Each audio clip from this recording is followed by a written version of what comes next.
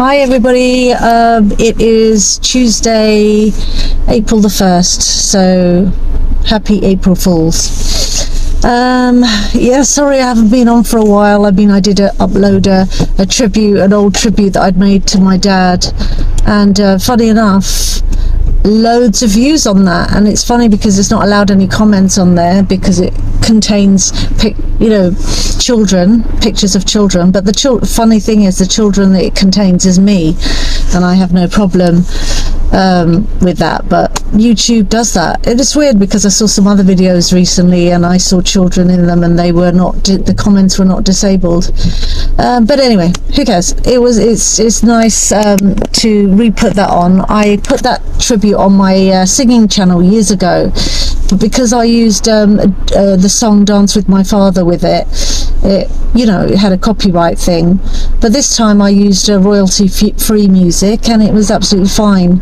And that's got like over 800 views. Isn't that weird? And then there's my vlog thing that just doesn't really do much, and I haven't been on it much, to be fair, but thank you to all the 164 subscribers that I have. There's a few dropped off here and there and a few dropped back on. I don't know how it all works, but anyway, yeah, I think my whole idea of making a vlog channel and making a living off it, sort of like, yeah, that's gone into not much now for me, because I've realized how hard it actually is. You've got to be posting regularly, and and it's like, I think you've got to have a lot of energy, a lot of time, and you've got to really find a niche. And I don't know, like my other YouTube channel, singing is my niche, but it's all cover songs, so yeah, I don't know how that works, and I've not even been doing that either. What I've been doing is life, like all of us, right? Something I was thinking about a lot is that, and I always rant and moan about all these things, it's not that I'm bitter, it's frustrating to get to the age of 52 and to find out that life, trying to hack, as they would say, trying to hack life is not easy, obviously, like I always say, if you're born into money, then things are a lot easier, but then that doesn't mean that things are totally easy. It just means things are a lot easier. You can go on holiday without thinking about it. You can spend 6 months here and 6 months abroad. You can have access to healthcare and things that will make you healthier, so we don't even have, like in this country, we don't have the freshest food available, and our life is, is fast lane, isn't it? So we live in a kind of cold country. Even the summer, we're not guaranteed. Sometimes it rains for weeks, and we're never sure. We're not the only country like that. But somebody said to me the other day that, was it in a newspaper or something? I don't know. It was news of some sort, that England is number 2 in a poll, or in data or something. Number 2, the most miserable countries to live in the world. Imagine that, right? I've been saying that all along, guys, you see. And what I was thinking about the other day is that, they say to you, and I've said this, they say to you, try not to stress, keep your stress levels down. How on earth are you going to do that in this life, in this country, So I don't know. If anybody's got any ideas of how not to stress, how not to get stressed, you have all these programs on YouTube, all these gurus telling you, just try and not, as long as you keep your stress levels down, you should be okay. And it's like, that's absolutely impossible if you're like the average Mo. And what else? I was thinking about retreats, like really, people who are stressed or have anxiety or have PTSD or whatever, they should go on some form of retreat, right? And you get these people coming on YouTube saying, yes, you should come to do this relaxation and eat fresh food, and you'll feel so much better on this weekend or at so-and-so, or this week at so-and-so if you come to our retreat. And when you look on the website of the retreat, it's thousands of pounds. Oh my goodness, sorry, just pulled out roundabout. Yeah, it's thousands of pounds. And I'm thinking, guys, really? I mean, are you literally only making these retreats and these getaways and these things for people who've got money? It's like I was watching Diary of a CEO the other day, and I really like him. I've forgotten his name. And I just like the setup and the way he interviews people, and he has a lot of really interesting characters on. But there was some lady on about menopause or something, and I didn't actually watch it, so I can't vouch for a lot. But I looked at the comments, and I was about to watch it, and I got distracted. And people were saying, one lady said, what the main thing I've taken from watching this is that basically you need to have a fortune to be able to access the tests that you need to take to establish, your situation. So I haven't watched it. I'm guessing the lady in it is probably saying that, you probably need to check your certain levels of this and levels of that to make sure you're in optimum health. Again, this country, because we've all been sort of trapped with everything's free, but it's not really. The taxpayers paying, etc., etc.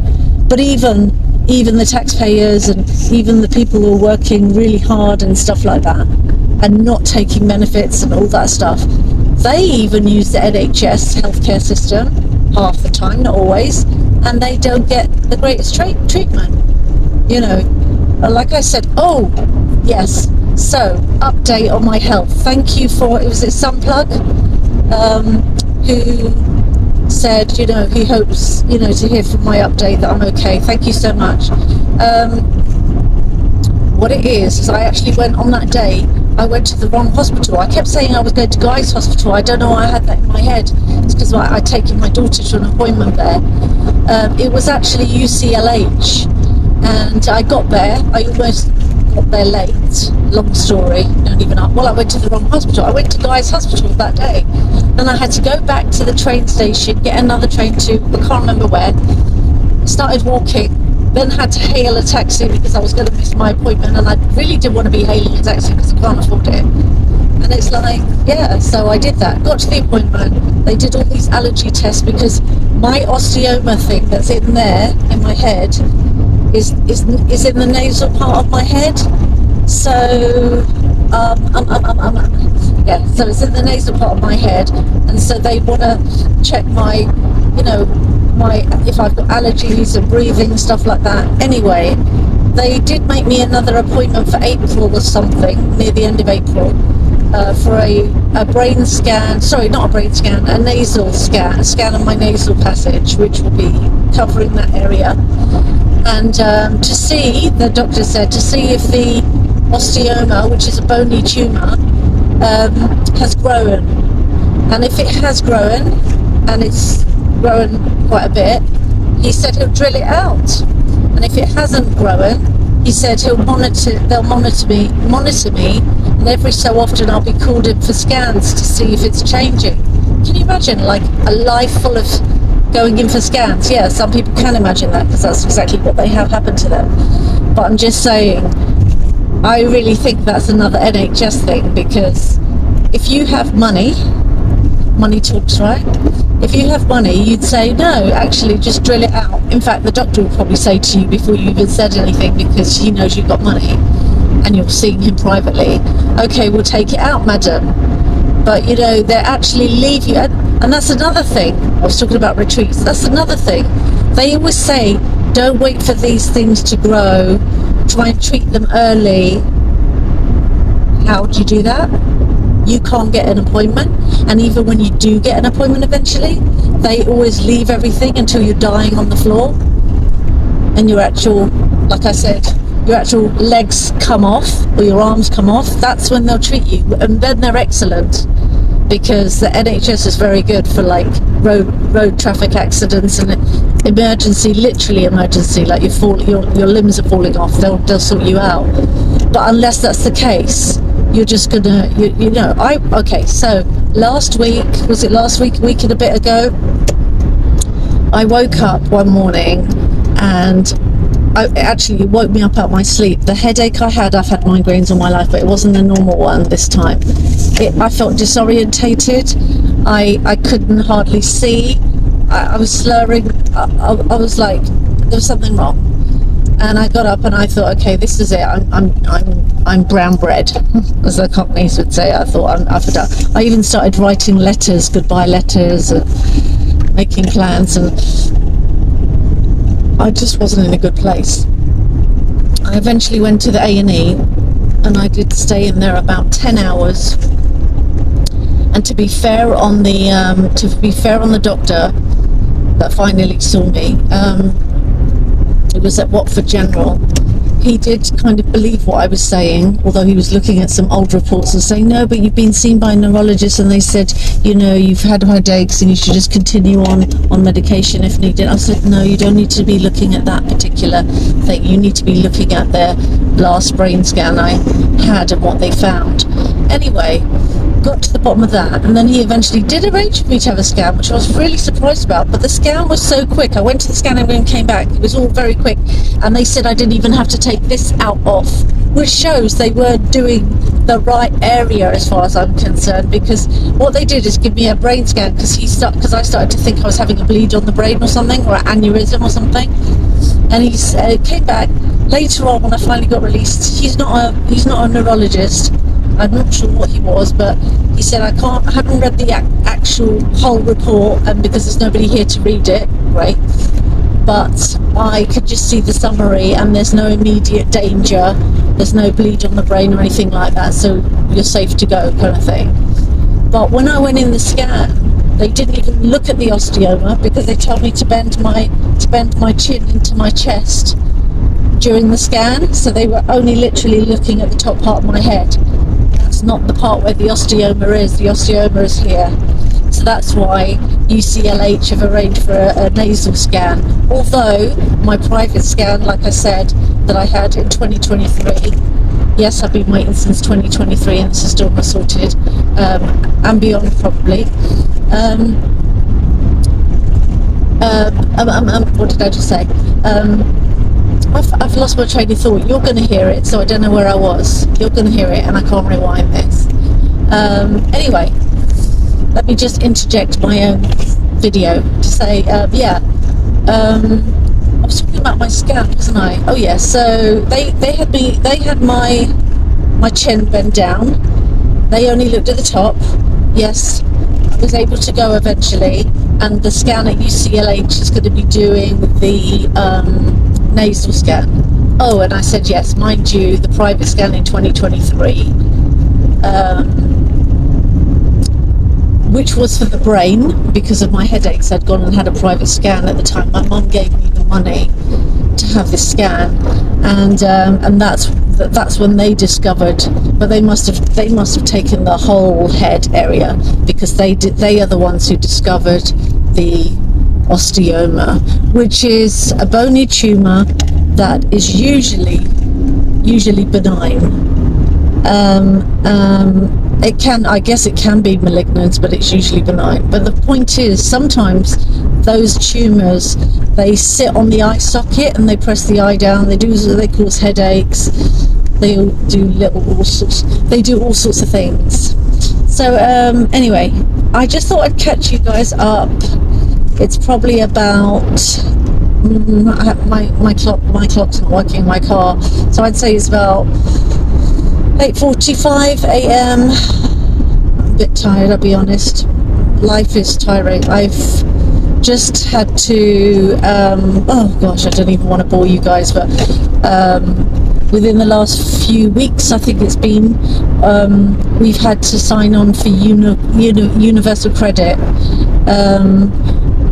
It's such a long story, and there's some things I can say on YouTube and there's some things I can't. But yeah, we've had to sign on for universal credit and still haven't got any money from them yet. I'm not sure what we will get, and I think the reason we do need money, apart from the fact that we're broke, is because our rent is so high. Remember I said that my landlord is in prison, and there's been some arrears that have gathered while he's been in prison that he didn't know about, and therefore they've been trying to repossess the house that I've lived in for like 11 years. So I've been going to court cases about that. The next one's in May. And yeah, but apparently he might have sorted something out now. I'm not sure yet. Just got to still wait about that.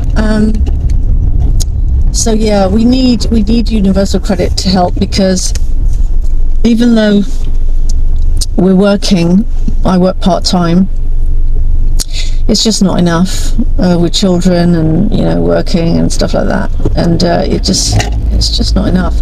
And to be honest, this country is absolutely a mess. It's just a mess, isn't it?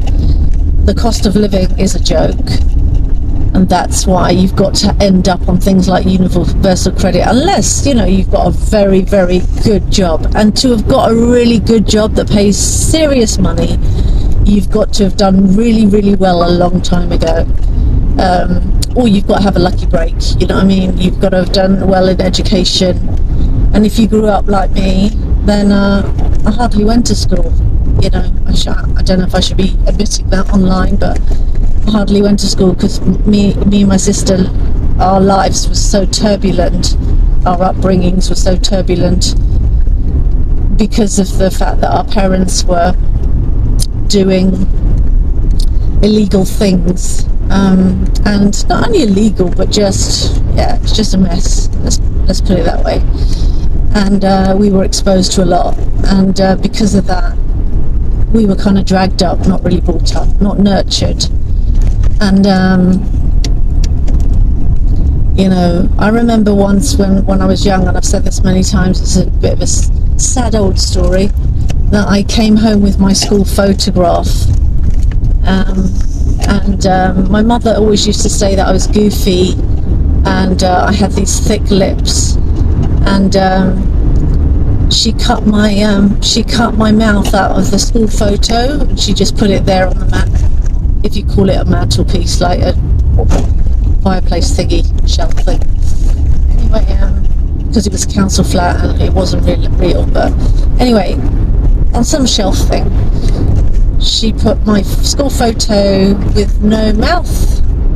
A bit weird. So I always had I was always conscious of my mouth, and so that's why when I smile, even though you see me smiling on videos and stuff, a lot of it is me being like trying to be optimistic, or trying to be upbeat because I'm making a video. But and I can be very cheerful, don't get me wrong, but it's like, yeah, I find it hard to smile, believe it or not, because I did used to have very buck teeth, obviously had braces and stuff like that, but yeah, didn't have a lot of confidence, and a lot of my confidence that you see I have is fake confidence in a way. A lot of it's me acting a little bit of a role,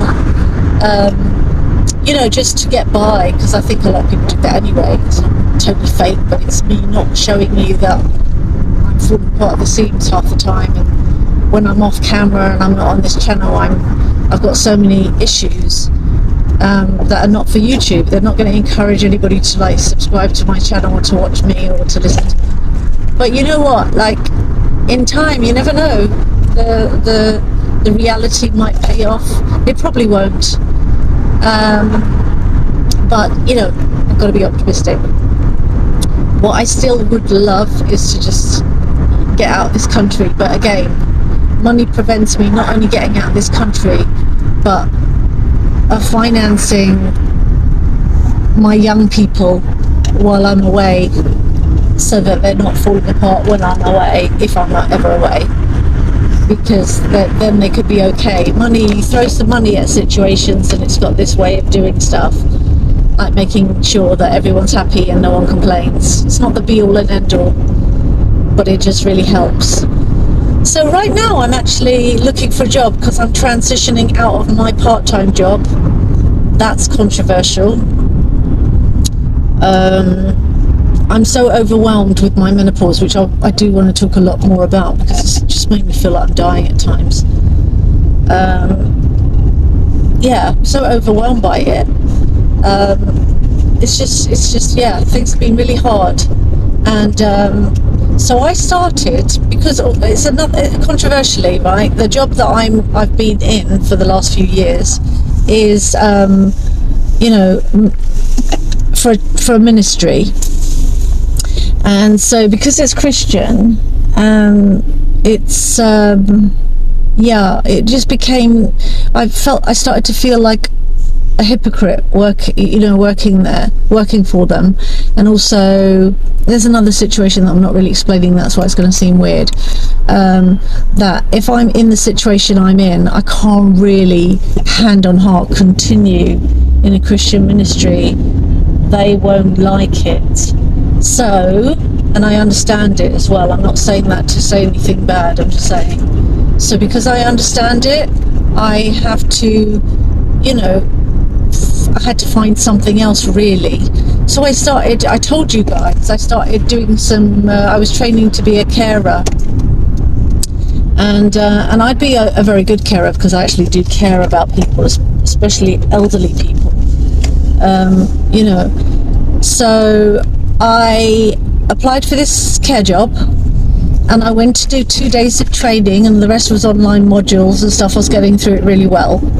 And one of the 2 days training, and so they'd already, in a sense, sort of like, they were taking me on. I went for the training, and during the training I said to the lady in my break time, I said, I'll probably have a little nap, in my break time. She said, oh yeah, okay. It was just one trainer and me, because the other people didn't turn up. And oh gosh, I should have put that up ages ago. And during the break, I actually saw the practice bed, the bed that you would practice on to show how you would move somebody or put a sheet underneath them and stuff. And I just went and lied down on the practice bed, because I thought, well, might as well. Anyway, it was a bit of a Goldilocks moment. That bed looked too comfortable, and it got me fired before I even got started, because but people in the world, I call it, they're very two-faced. So I went to the offices, and the ladies were all smiling up with me, no one was saying anything, and they obviously knew. And I said, oh, there was one of the modules I was doing was glitching, and they said, oh yeah, it always does that, don't worry about it, laughy. And the next day I looked at my emails, and I had this email saying, we're sorry, but we won't be processing your application, blah blah, and I was shocked, because at first I didn't know why. I couldn't see why. I was like, everything was going really good, what's gone on here? And then at the bottom of it I saw they had, you were observed as lying down on the practice bed. And so, obviously that's inappropriate, and I forgot about the world, because I haven't been in it for a very long time, because I've worked for a Christian ministry, and in a sense there's protection there, and love, and all sorts of stuff, forgiveness, stuff that the world doesn't really know about.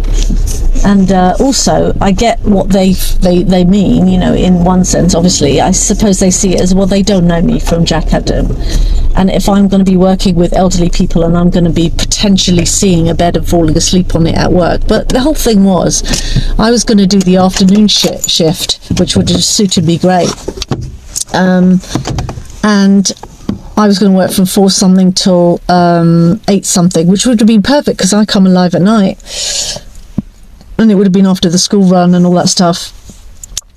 So I would have never been tired at that time. This was like early morning, and I'm just not a morning person, but this was just training that I did 2 days. Anyway, it was my break. I thought I was entitled to do what I wanted in my break. The woman didn't act like I couldn't have a nap in the break. I suppose it was just me going to lie on the bed, on the actual practice bed. That was inappropriate. I mean, I'm probably going to get comments for this, if I get comments at all, because I don't have that many followers, but I guess, because one time when I talked about my road rage and the fact that I tailgate in a way and expect people to move, one guy came on the comments and said, are you thick? And I said, I guess I am, or something like that. But so, like, somebody might say the same thing, are you thick, going to lie down on the practice bed? I don't know, why am I laughing? I know you're funny. But yeah, I guess I forgot what a jungle it is in this world. I'm 52, I let my guard down. I thought the lady was really cool, and that's how she presented, but I guess that's for people to just let their guard down, so that if they're going to do anything stupid like I did, they will. So yeah, I did, and so that job fell through. So now, unfortunately, because my other job, I actually said it was okay for them to look for somebody else, because I thought I was getting the other job and I'd had references go through, everything was gone through. Now they have found somebody else, and yeah, I'm going to be losing the space that I had to go to the office, which I loved. Just having my own space, because that's what I need at this point in my life. Sadly, I'm quite become a little bit insular, so I'll lose that. I'll just lose. Yeah, it's going to be hard, guys. So I haven't really felt like coming online. I've been doing a lot of crying, a lot of breaking down, and a lot of trying to piece myself together, not to mention going to the Universal Credit Job Centre Plus and doing interviews online as well, work interviews. It's just like rock bottom in a sense, I guess. And then to get a job at my age, 52, menopausal, I had a cushy job, where I could work from home and I could, get some perks. And now I'm literally searching online. I'm having people like Indeed and CV Library send me 20 million emails a day of jobs that are just either not relevant, or for one reason or another, I might apply to this one or that one and it's just nothing, sorry, but you haven't been successful. And it's like, actually, and if I am successful, God knows what environment I'm going to be in and what I'm going to have to do, and the rest, but that's life. That's what people have to do. It's just, I've been quite fortunate in my life in some ways. To not have to be in that jungle big time. I have been a few times. I used to be a medical receptionist and do another couple of jobs, but the fact is I've done those type of jobs that mean mixing with ordinary people, sometimes heartless people who don't give a toss.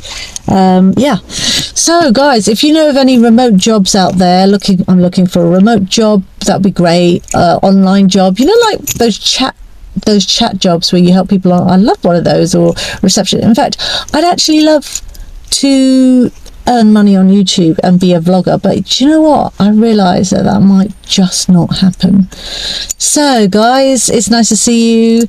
It's that the sun's come out today here and there. That's nice for the UK. I was freezing when I got out the car to get some petrol. I am very lucky to have a car. It's a 20 something year old car. It doesn't matter, I'll drive it till it dies.